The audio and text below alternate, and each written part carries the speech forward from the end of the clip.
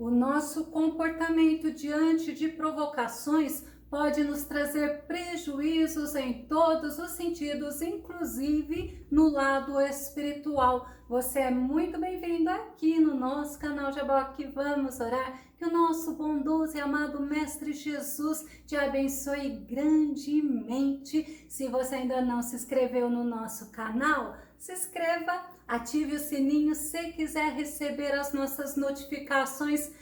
Faça seus comentários, dá o seu like e compartilhe os nossos vídeos nas redes sociais. Nós veremos sobre esse assunto logo após a nossa vinheta.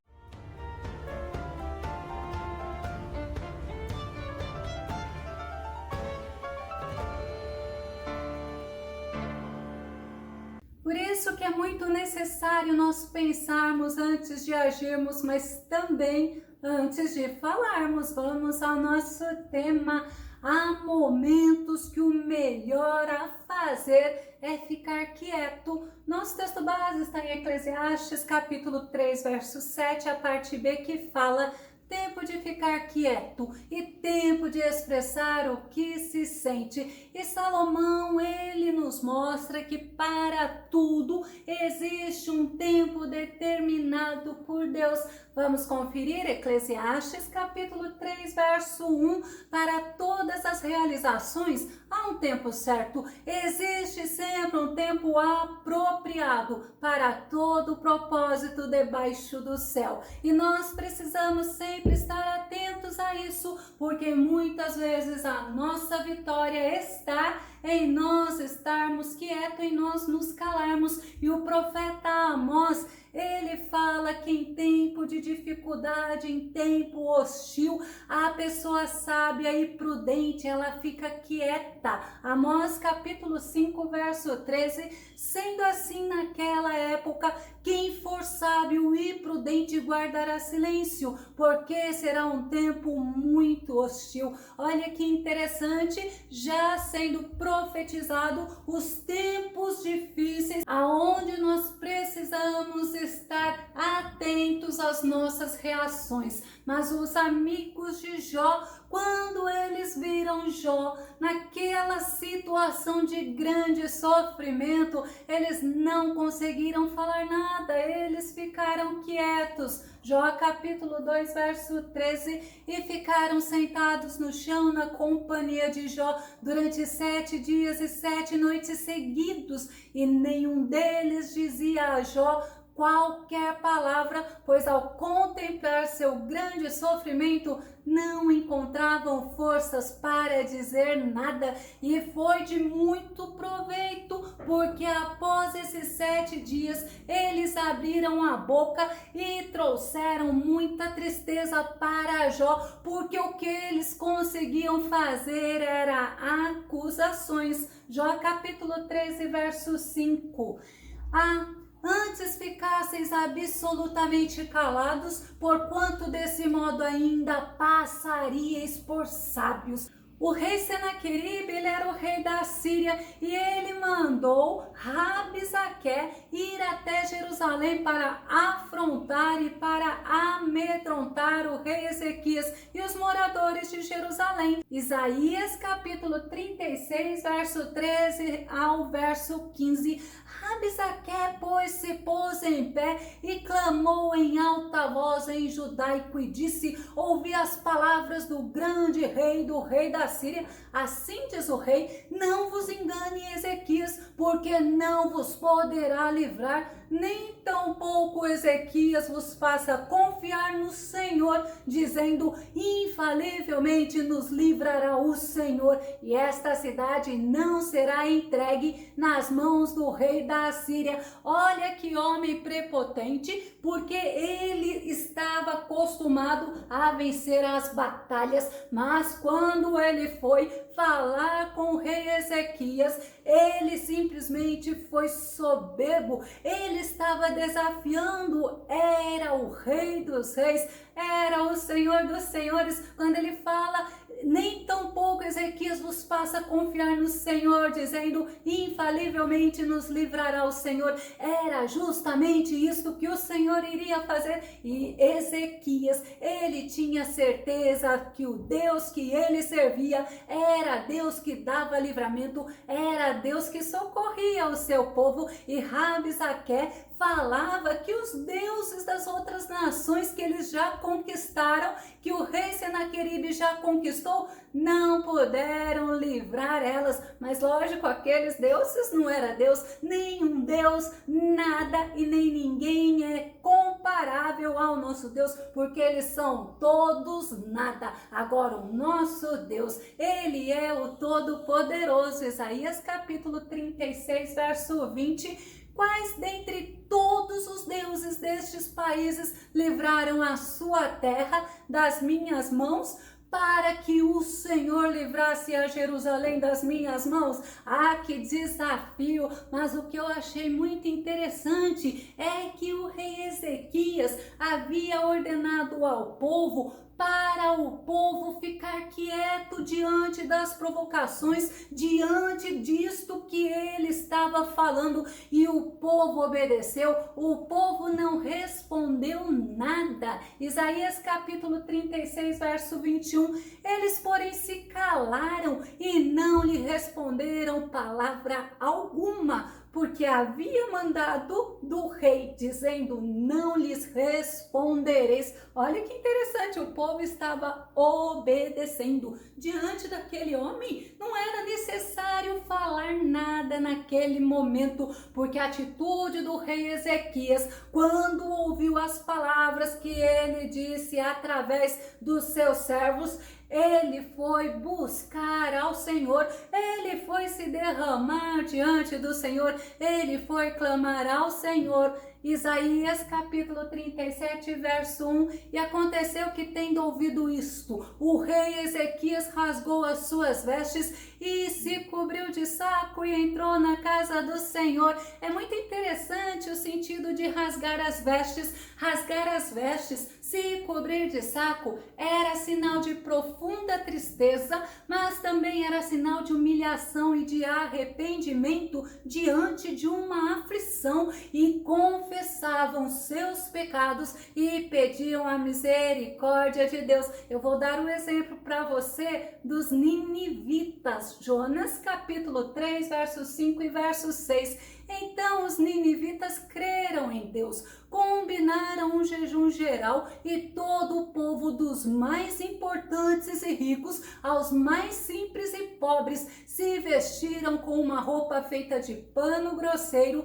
a fim de demonstrar publicamente que reconheciam seus pecados e estavam arrependidos. É muito interessante, porque o Senhor é aquele que vê o que nós queremos fazer, ele vê, ele conhece a intenção do nosso coração. E o rei Ezequias, ele foi vestido de saco e ele entrou na casa do Senhor, e lá na casa do Senhor ele orou ao Senhor, mas também ele pediu para os servos dele irem até o profeta Isaías e contar ao profeta Isaías as palavras que Rabsaque falou.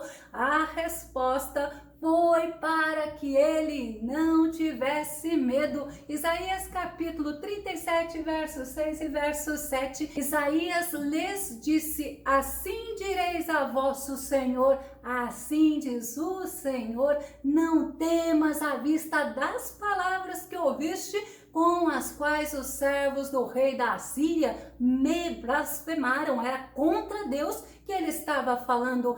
Eis que porém nele um espírito, e ele ouvirá um rumor e voltará para a sua terra, e falo-ei cair morto a espada na sua terra. E justamente a palavra que Rabsaque falou que o Senhor não faria, foi justamente o que o Senhor fez. O povo de Jerusalém por obedecerem ao rei, sabendo que não adiantava falar nada naquele momento, e aquele rei foi sábio, ele colocou diante de Deus aquela situação, aquela afronta, e Deus deu vitória. Eles se aquietaram, eles fizeram profundo silêncio diante daquele adversário, e é Deus que foi exaltado. Glória a Deus. Por isso que o nosso comportamento pode influenciar também na nossa vida espiritual. Vamos lembrar de Ana.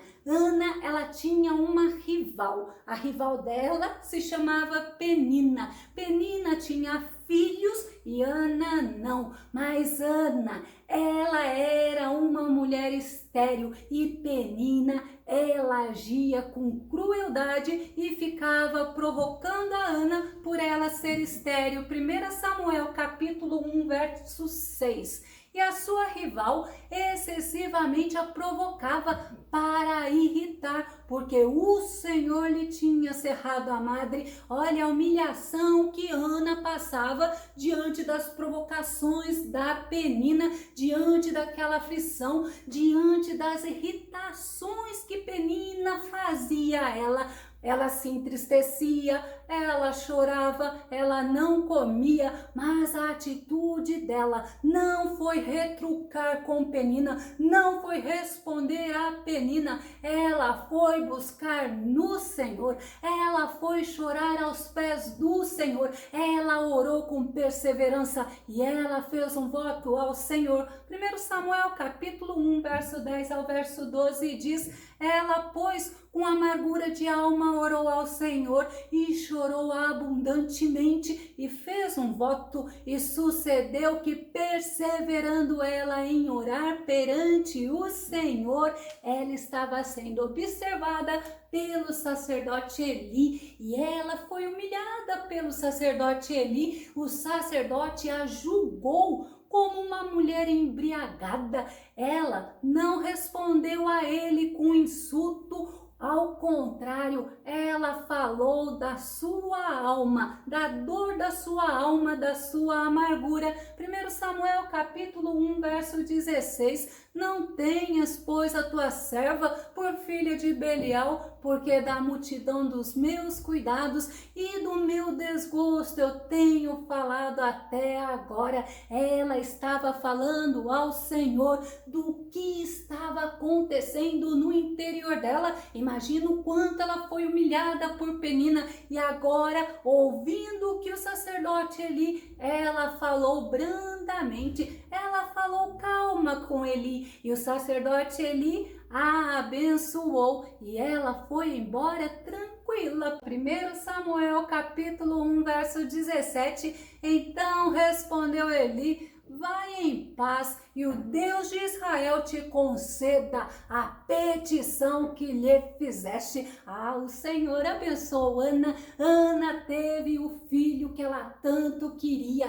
Ela cumpriu o voto. Ela fez um cântico de vitória ao Senhor em gratidão. 1 Samuel capítulo 2, verso 1 e verso 2. Então orou Ana e disse: o meu coração exulta ao Senhor, o meu poder está exaltado no Senhor, a minha boca se dilatou sobre os meus inimigos, porquanto me alegro na tua salvação. Não há santo como o Senhor, porque não há outro fora de ti, e rocha nenhuma há como nosso Deus. Ana, ela conheceu o Senhor, ela não insultou a Penina, ela não insultou o sacerdote Eli quando ela foi humilhada. Ela sabia que Deus é conhecedor de todas as coisas. 1 Samuel capítulo 2, verso 3: não multipliqueis palavras de altivez, nem saiam coisas arrogantes da vossa boca, porque o Senhor é o Deus de conhecimento, e por ele são as obras pesadas na balança. Olha que fala importante para nós termos constantemente diante de nós, que não saia coisas arrogantes da nossa boca, porque o nosso Deus é o Deus de conhecimento e Ele pesa todas as obras na balança. A Ana, pelo fato dela ter se aquietado, dela não ter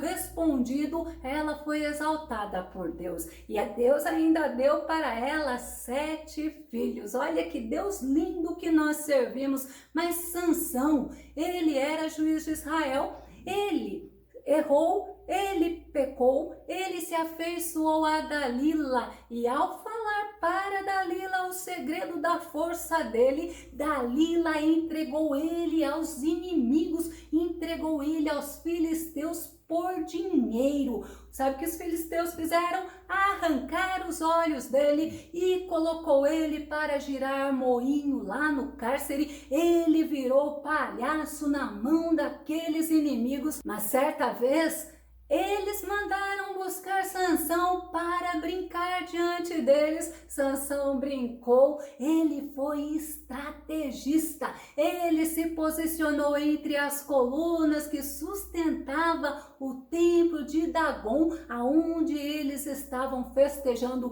e lá naquele lugar ele orou ao Senhor. Juízes capítulo 16, verso 28. Então Sansão clamou ao Senhor e disse: Senhor Deus, peço-te que te lembres de mim e fortalece-me agora, só esta vez, ó Deus, para que de uma vez me vingue dos filisteus pelos meus 2 olhos. É interessante que naquele dia Sansão matou mais gente do que na vida dele inteira, mas até então nós não vemos relatos na Bíblia que ele ficou murmurando, que ele ficou reclamando ou que ele ficou xingando os inimigos dele. Ele ficou quieto, mas no momento certo ele agiu. Ele não ficou xingando, não ficou saindo palavras pesadas da boca dele. E Salomão, ele nos mostra que devemos ficar quietos, que devemos dominar a língua,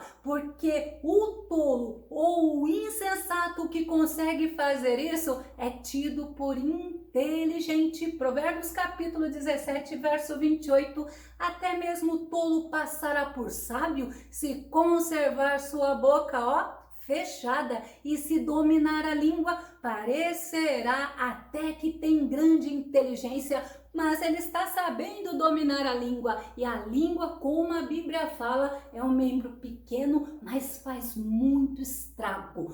Nós devemos pensar antes de falarmos, porque assim nós evitaremos muitos sofrimentos. Provérbios capítulo 21, verso 23. Quem reflete antes de falar evita muitos dissabores e sofrimentos. Precisamos pensar, precisamos refletir. A nossa língua tem que ser dominada e nós temos que ter dentro de nós a qualidade do fruto do Espírito Santo, que se chama domínio próprio. Nós devemos pensar antes de falar, porque assim nós preservamos a vida. Provérbios capítulo 13, verso 3. A pessoa que consegue guardar a sua boca preserva a própria vida. Todavia, quem fala sem refletir acaba se arruinando, acaba se colocando em confusão, acaba até mesmo gerando muito problema aonde ele vive. Nós devemos pensar antes de falar, porque isto Salomão nos mostra que é sinal de que somos prudentes. Provérbios capítulo 10, verso 19. Quando se fala demais, é certo que o pecado está presente, mas quem sabe controlar a sua língua é prudente. Olha a importância desse estudo, aonde nós precisamos olhar para nós que somos servos do Senhor, que andamos com o Senhor, que temos a presença do Espírito Santo dentro de nós e nós temos que dar testemunhos do nosso Deus, o Deus de amor, o Deus poderoso e é o Deus bondoso. Provérbios capítulo 17, verso 27 fala que nós devemos pensar antes de falar, porque quem assim procede detém o conhecimento. Vamos conferir Provérbios 17, 27?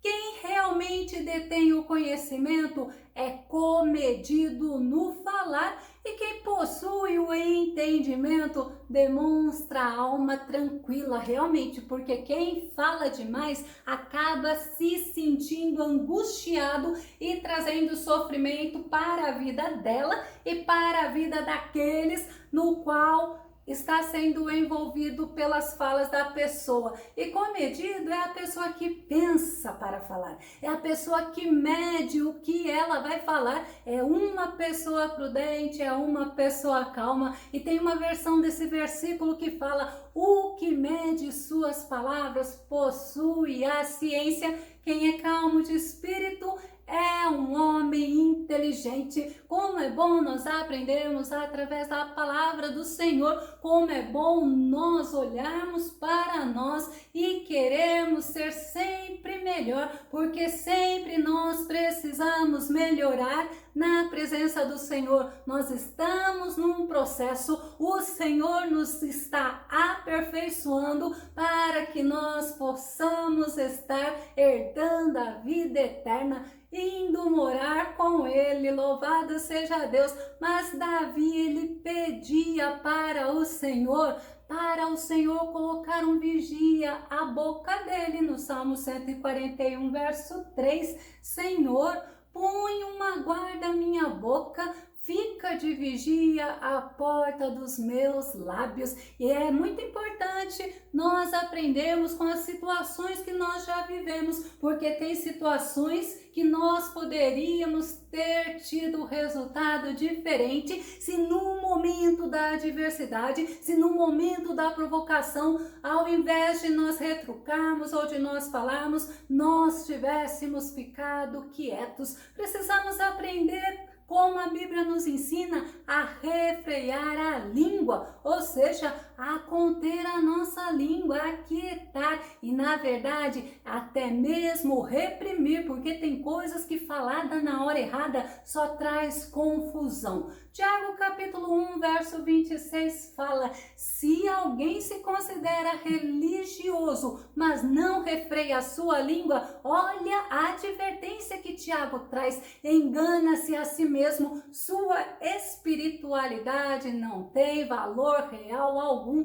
É impressionante como o Senhor nos ensina a estarmos nos policiando, a estarmos tomando cuidado com o que sai da nossa boca, mas infelizmente muitas pessoas não conseguem ficar quietas, elas não conseguem ficar sem falar, elas agem até mesmo fazendo justiça própria, ou pagando o mal com o mal, ou até mesmo se vingando. Paulo fala em Romanos capítulo 12, verso 18 e verso 19, eu vou concluir com esse versículo: empreendei todos os esforços para viver em paz com todos. Amados, jamais procurai vingar-vos a vós mesmos, mas entregai a ira a Deus, pois está escrito: minha é a vingança, eu retribuirei, declarou o Senhor. Que o nosso Senhor amado nos ajude a estarmos atentos, nos ajude a estarmos vigiando, para que nós não venhamos a nos ferir e muito menos ferir ao outro. Que o nosso bondoso Mestre Jesus te abençoe grandemente e até o nosso próximo estudo aqui no nosso canal Jaboque. Vamos orar. Fica com Deus e Deus te abençoe.